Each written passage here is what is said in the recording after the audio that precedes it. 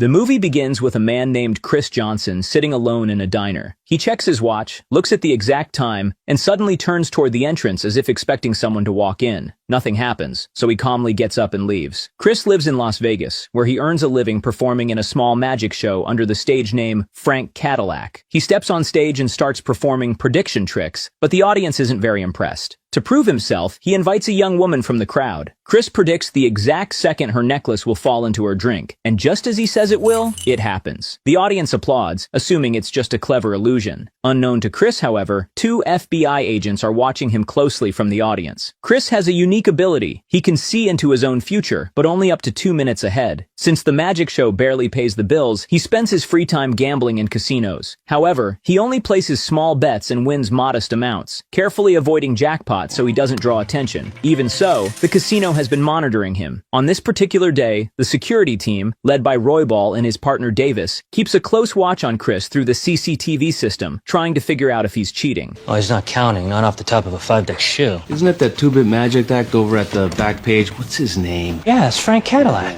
Is he pulling tricks on us? Is that legal? You can't trick the deck. I'm telling you, that little prick knows what's coming. If he's running that good a system, why is he not betting more? That's gonna be my second question. Look at that, he's looking right at us. It's like he can hear us. What table was that? Alarmed, Roybal orders his team to move in and bring Chris in. Chris already sees this coming. He leaves the table and heads to the cashier to cash out his chips. While standing there, he looks 2 minutes into the future and sees a man pull out a gun, rob the cashier, kill 2 people, and escape with the money. As soon as the vision ends, the man approaches. But before he can draw his weapon, Chris lunges at him and disarms him. When casino security arrives with guns raised, they completely misunderstand the situation and assume Chris is the criminal since he's holding the gun. It's his gun. He was gonna shoot 2 people. Realizing he can't talk his way out of this, Chris takes off. All casino security is immediately deployed to capture him. Using his ability to see their moves in advance, Chris skillfully evades them, even as Davis feeds his exact location to the guards through the surveillance system.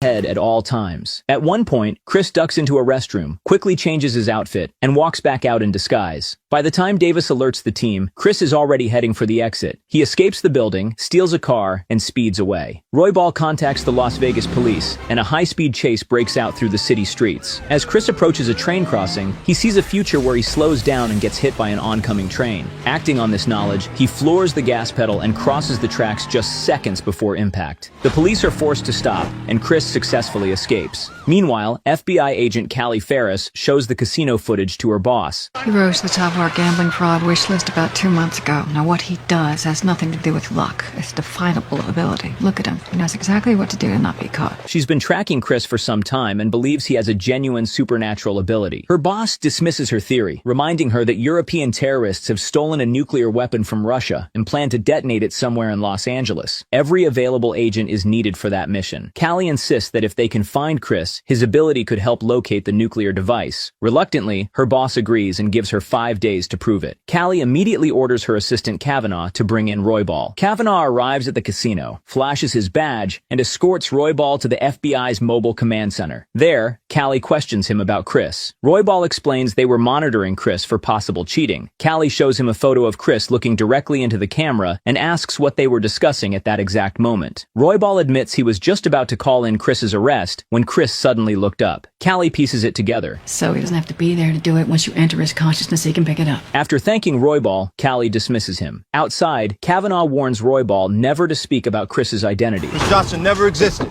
That's gonna be difficult considering 100 cameras saw him at the casino. Not to worry. Those tapes have been destroyed. Hey, she's single? Back inside, Callie and her team analyze the remaining data and confirm that Chris can see between 1.5 and 2 minutes into the future. At one point there was a 2-minute 16-second delay. He never bet, just got up and walked away. Maybe 2:16's too long. He can't see that far. Just then, Kavanaugh returns with news. The police have tracked the location of the stolen car. Meanwhile, Chris drives straight to the home of his old friend Irv while still being hunted. When Irv sees the car, he asks where it came from, and Chris Chris casually admits that he stole it. Irv scolds him for stealing cars and constantly being on the run, telling him that kind of life will only end badly. He also advises Chris to forget about the woman he keeps seeing in his visions, the very reason Chris has been visiting the diner every day to meet her. In his vision, he doesn't know the exact day she will appear in the diner. He only knows she will come there at 8:09 because he saw a clock in his vision, and he doesn't even know which time of day that is. So he comes to the diner twice a day. Listen, about that girl.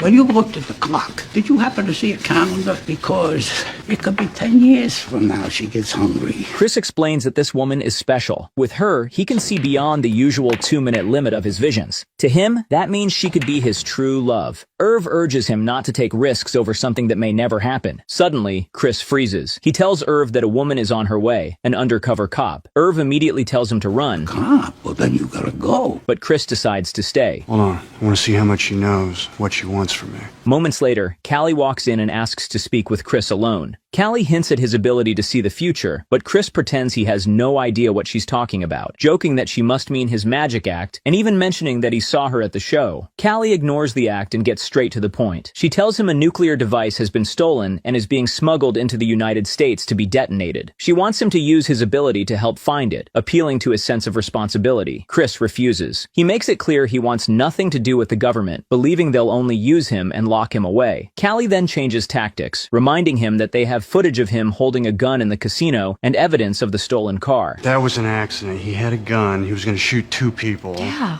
How'd you know that? No good deed goes unpunished, does it? I can fix your legal problems, buddy, but you've got to step up. Otherwise, your next magic show is going to be at Folsom State Prison. It's ironic, but people like you who try to help have been torturing me, in the full sense of the word, since I was 3 years old. What do they call it? Observed play therapy, featuring the marathon 36-hour can you guess the next flashcard game. So please, leave me alone and let me live some semblance of a normal life. Chris remains firm and refuses again. Suddenly, armed FBI agents storm the room and surround the building. Then time rewinds. It turns out Chris had only seen this outcome in advance. You're right, I gotta go. Using that knowledge, he quickly escapes through the back door. Moments later, Callie enters the room to find only Irv playing pool. She realizes she missed Chris by just seconds. I missed him by seconds, didn't I? Elsewhere, Roybal is heading to his car in a parking lot when he's approached by a man and a woman claiming to be Gaming Commission employees. They ask what he knows about Chris Johnson. What can you tell us about Chris Johnson? Roybal initially stays silent, then claims he doesn't know anyone by that name. The woman shoots him in the knee. As he collapses in pain, the man pulls out a knife and demands answers. The next day, Chris is once again sitting in the same roadside diner, sipping a drink and staring at his watch. This time, at the exact moment he's been waiting for, the woman from his visions finally walks in. Her name is Liz. She passes a stunned Chris and sits at a nearby table. Chris begins running through multiple future scenarios to find the one where he successfully approaches her. Excuse me, do you have a light? I don't smoke. Sorry to bother you. I have a question about the coffee. The bean they use. Isn't that something you should probably ask your waitress? Please, don't. None of his attempts work. Liz's ex-boyfriend Kendall shows up and confronts her about avoiding him. He becomes aggressive, grabbing her hand and refusing to let go even when she says he's hurting her. Chris steps in and tells him to back off. Kendall reacts angrily and throws a punch, but Chris effortlessly dodges it. Kendall keeps swinging, yet Chris avoids every blow and even knocks him down without trying, all while calmly talking to Liz. He pins Kendall down, forces him to pay for Liz's breakfast, and performs a quick coin trick. Still, Liz isn't impressed and walks away. You know what? You two work things out. That future doesn't work either. Time resets again. This time, Chris lets Kendall punch him, even though he sees it coming. Liz immediately yells at Kendall and tells him to leave. She stays behind to help Chris. As they talk, Chris tells her his car was stolen and that he's trying to get to Flagstaff. Liz reveals she's heading there too, where she teaches at a local school. Feeling sympathetic, she offers him a ride, though she jokes that he doesn't seem like a psycho. Soon they're on the road together. During the drive, Chris suggests that meeting at the diner and heading in the same direction must be destiny. Liz disagrees, saying she doesn't believe believe in destiny and that life is better when it's unpredictable. Meanwhile, Callie and Kavanaugh track Chris to the diner and question the owners. They learn that Chris has been coming there daily and always leaving at exactly 8:09, except for that day. The owners mention he met a woman and that they overheard the two of them talking about going to Flagstaff. After leaving, Callie orders Kavanaugh to pull traffic camera footage from the area to track Chris's route. Then Kavanaugh drops shocking news. Roybal has been found dead in a parking lot, with his throat cut and his kneecap shattered by a gunshot. You're telling me this now? We just talked to him about Johnson. Hey, I just found out. She quickly realizes the terrorists must be responsible and that they're trying to eliminate Chris before he can interfere with their plan. Chris and Liz arrive at an Indian settlement near the Grand Canyon, where a local tribe lives and where Liz works part-time as a teacher. As they head toward the main village, Chris mentions that he'd like to meet the tribe's shaman. Liz then pulls out a small gift, explaining that it's for one of her students' birthdays. As soon as the children see her, they rush toward her and hug her excitedly. Later, she sits with them, and they teach her words from their native language. One of the kids innocently asks if Chris is her boyfriend, pointing out that he keeps staring at her. Liz looks up and notices Chris watching her with admiration. Chris walks over and performs a magic trick for the birthday boy, delighting the children and impressing Liz as well. After leaving the settlement, Liz asks where he learned to do magic. Chris explains that he performs in Las Vegas under the stage name Frank Cadillac, a name inspired by two things he loves, Frankenstein and Cadillacs. They continue their journey, but heavy rain begins to fall. Liz dozes off and ends up sleeping on Chris's shoulder as he drives. When she wakes up, she apologizes and comments on how hard it's raining. Shortly after, they reach a blocked section of the road, where construction workers explain that flooding has washed the road away. We'll spin around and go back about 2 miles, take your second left. There'll be a motel there called Cliffhanger, thanks. With no way forward, Chris and Liz head to a nearby motel for the night. Meanwhile, at the FBI office, Callie is practicing at the shooting range when Kavanaugh approaches her with new information. After reviewing traffic camera footage, they've gotten a positive identification of Chris. Using the magic cinematic zoom and enhance feature, they notice the car's permit number and request that Liz's car be tracked. Back there. Zoom in. That's a permit. Track it and find her. Isolate vector A6. Rotate. Zoom in. Remove occupant. Frisk. Enhance pants vector D7. Isolate pocket contents. Enhance. Enhance. Enhance. Enhance. Enhance. Enhance. Enhance, enhance. Meet me at the strip club tonight. It all goes down. XOXOVB. Back at the motel, Chris helps Liz settle into a room and lights the fireplace to keep her warm. Liz points out that there's only one bed. Chris reassures her and says he'll sleep in the car instead. Liz gives him a blanket and they say goodnight. Later that night, Liz looks out the window and sees Chris sleeping in the car, which makes her feel guilty. The next morning at a port, the terrorists unload shipping containers. Inside one of them is the stolen nuclear device. They assemble its components and test its activation. The same men who killed Roybal report to their leader. The head of casino security. What did you learn from him? For a macho guy, he screams like a girl. He was questioned by federal agents looking for Chris Johnson, yes? You said they haven't found him yet. Do you believe this shit? We can see things before they happen. It makes no difference what I believe. We're wasting our time looking for some magician. Look, we spent 2 years setting this up, and that man out there is worried all this will be compromised by Johnson. Why are the same authorities that are looking for us so interested in him? Get rid of him.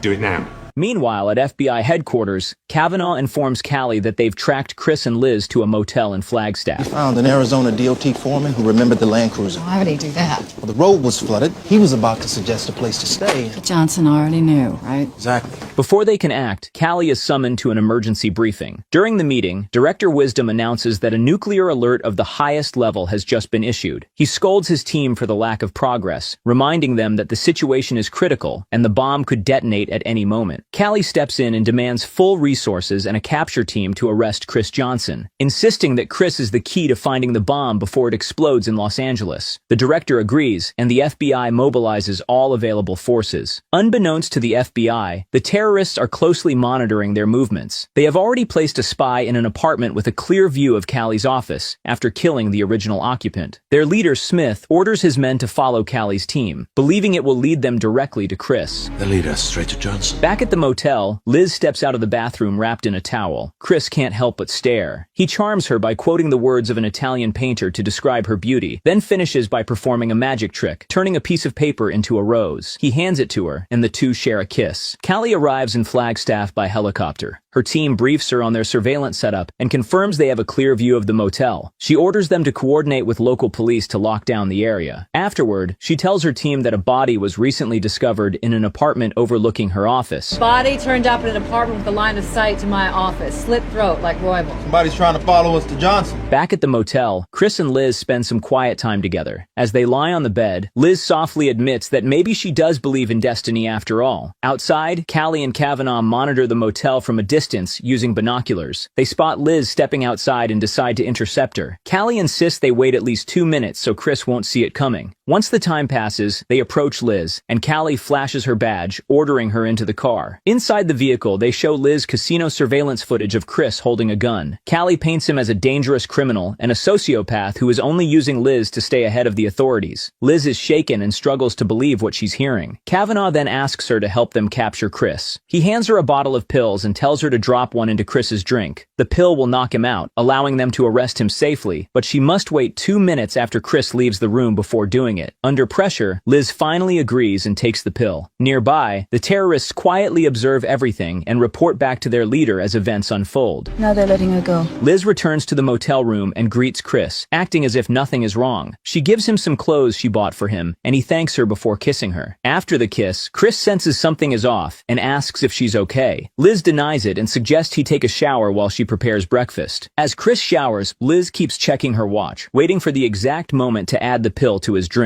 At the same time, Callie stares at her own watch inside the surveillance van, preparing to move in. Not far from the motel, the terrorist leader and his men are positioned nearby, with a sniper locked onto the building. When the 2 minutes pass, Liz drops the pill into Chris's drink. As he comes out of the bathroom, she hands it to him. But just before he takes a sip, Liz breaks down and stops him. She hugs Chris and quietly tells him everything Callie and her assistant said about him. She asks if it's true. Chris doesn't answer right away. Instead, he turns on the TV and cranks up the volume, blocking the FBI from listening in. He calmly asks Liz how long the pill is supposed to take to work. After she answers, Chris switches the glasses and goes outside to drink it. From the surveillance van, Callie watches, confused by his behavior. The sniper also sees him, but can't get a clear shot. Chris comes back inside and tells Liz that everything the FBI said about him is a lie. The man in that casino would have killed 2 people.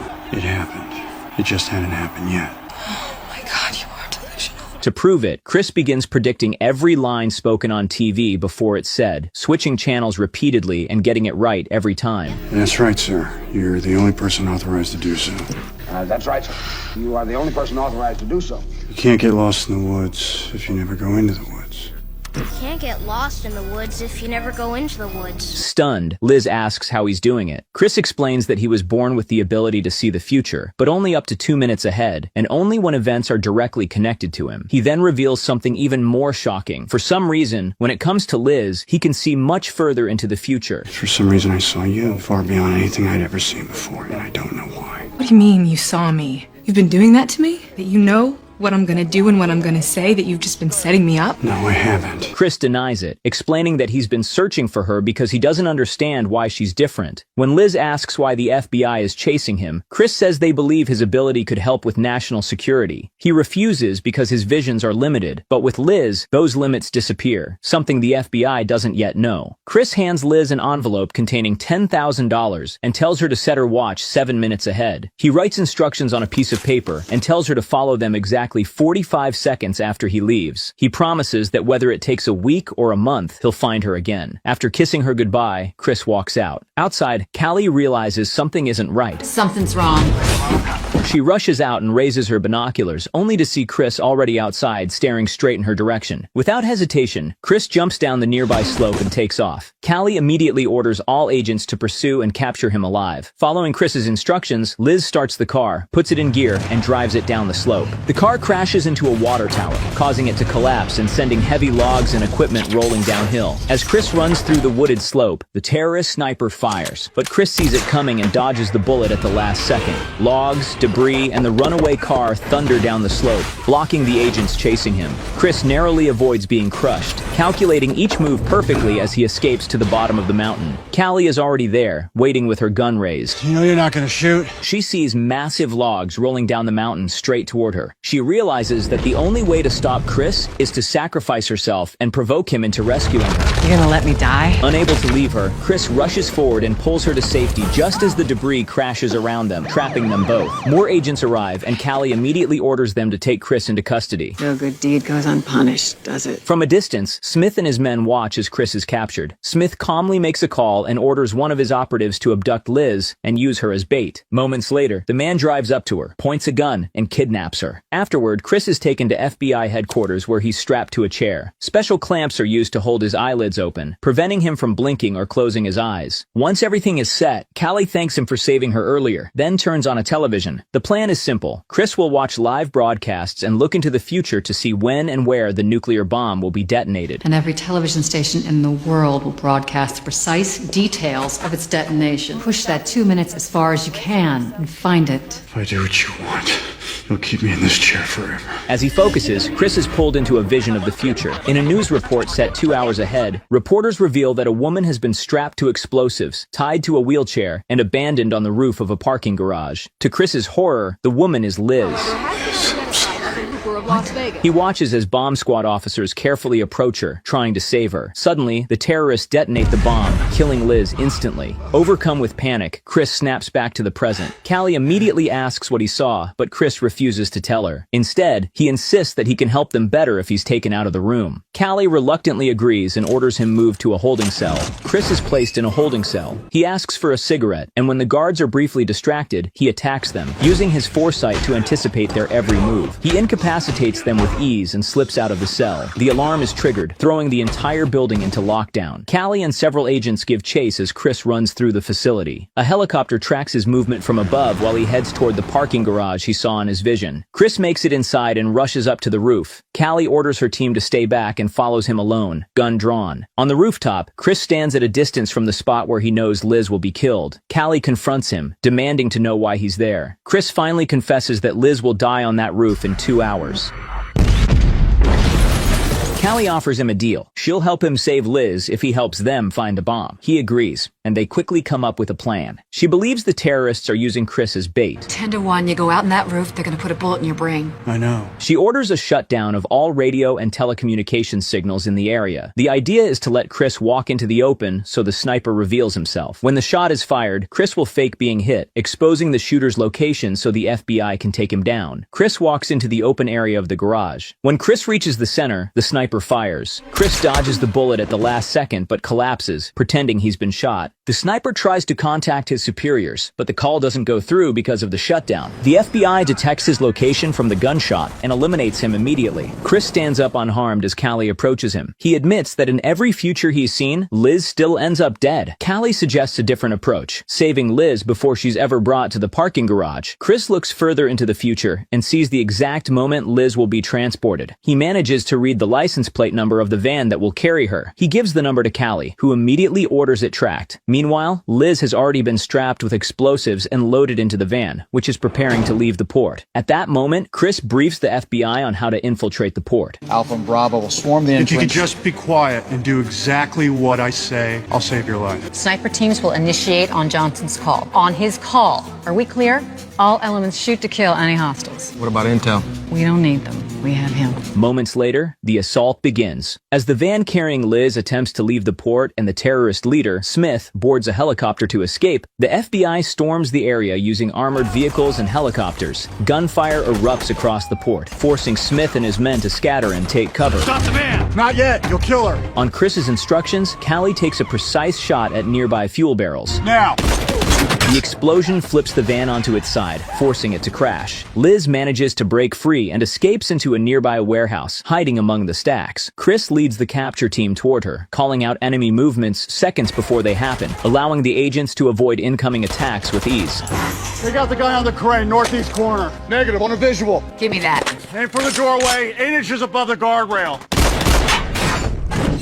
Liz struggles to remove the bomb vest but can't. As she moves deeper into the warehouse, Smith finds her and takes her hostage. Along with his remaining men, he tries to escape using Liz as a human shield, holding the detonator and threatening to kill her. Chris and the FBI pursue them onto a massive oil tanker. As they retreat, the terrorists plant motion-sensitive explosives throughout the ship to slow the agents down. Chris detects the first explosive moments before it detonates, allowing an agent to safely disarm it. He continues spotting the others in advance, guiding the team around each trap. There are explosives there, and there. Stay close. One of the terrorists hides in a concealed position and prepares to ambush them. Chris foresees himself getting shot and immediately alerts the team to the sniper's exact location. Sniper. Where? Behind us. Sniper, 6 o'clock. Got a visual? Nobody move. I'll find him. Catwalk, second level. The sniper is taken out before he can fire. To speed things up, they decide to split up to search the ship. We have to clear this deck by deck. You take this one, I'll do the rest. Chris runs dozens of future scenarios at once, mentally searching every possible path. In one of them, he finally sees Smith escaping with Liz near the engine room. Meanwhile, on the upper deck, one of the terrorists catches Callie's team off guard. She opens fire, fatally shooting Kavanaugh. Callie kills the attacker, but it's too late. Kavanaugh dies on the spot. Though shaken, Callie pushes forward. The teams regroup, and Chris leads them to Smith. Callie orders him to release Liz, but Smith keeps her in front of him as a shield, warning Chris to stay back. Chris rapidly runs through every possible future and selects the only outcome where Liz survives. He asks Callie how good her aim is. How good are you with that gun? Very. Chris advances. Smith opens fire, but Chris anticipates every shot and dodges until Smith's gun clicks empty. Smith reaches for the detonator, but Callie shoots it out of his hand, then immediately fires again, killing him. Liz is rescued, and the bomb vest is removed, but Callie tells him it's far from over. The nuclear device is still missing, and it's already been activated somewhere. Chris is brought to a seismograph, meant to help detect the explosion's location. As he stares at it and looks into the future, his expression changes. He suddenly realizes the truth. Liz was only a distraction. While everyone focused on saving her, the bomb was set to detonate elsewhere. I made a mistake. It's happening. When? Now!